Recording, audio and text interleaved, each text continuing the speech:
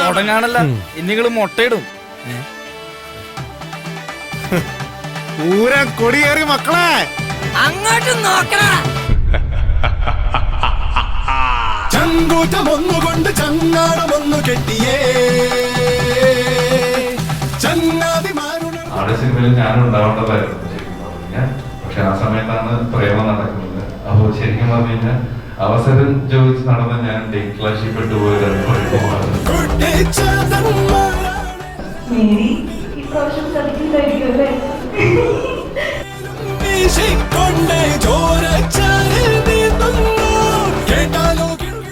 അപ്പോ തനിബാബു എന്ന് പറയും അത് വളരെ റയറായിട്ടുള്ള ഒരു കാര്യമാണ്. കാരണം ഏത് സിനിമയുടെ ഷൂട്ടിങ്ങിന് പോകുമ്പോഴും ഒരുപക്ഷെ സിനിമയുടെ പേര് അറിയാൻ പറ്റും, ആക്ടറുടെ പേര് അറിയാൻ പറ്റും, കഥാപാത്രത്തിന്റെ പേര് ഒരിക്കലും അറിയാൻ പറ്റില്ല.